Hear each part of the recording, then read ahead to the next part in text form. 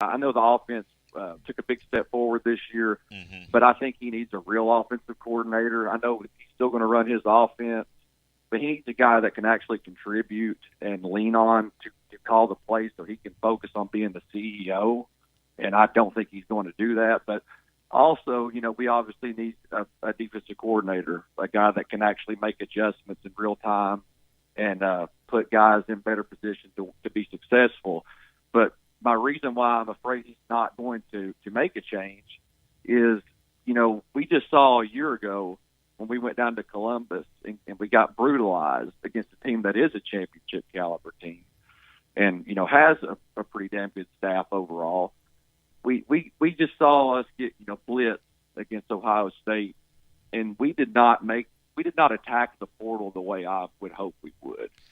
Seeing the roster deficiencies that we had, we did not attack the transfer portal in the way that could give you instant impact type of guys. Yes. And, he basically just retained the core of the roster for the most part. But then even more so, which pisses me off, we let Jacoby Thomas walk and Yes. to give Boo Carter more money, and he's having an All-American caliber season at Miami right now.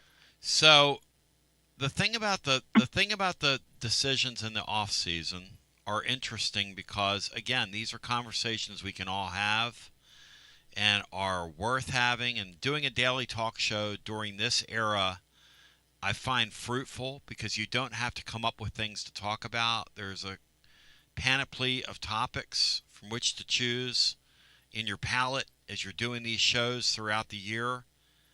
And it's my contention, Alex said it best.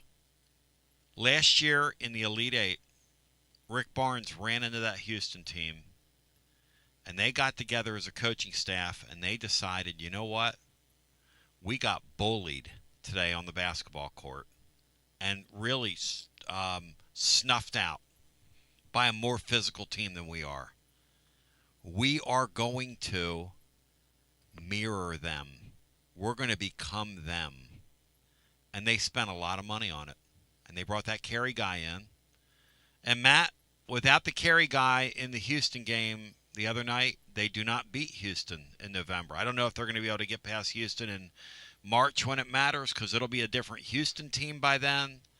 But that's kind of the point the caller's making here. And I know you can't compare football and basketball, but there is, I'll say this for Josh Heupel, there's an alarming level of comfort with him that I don't like.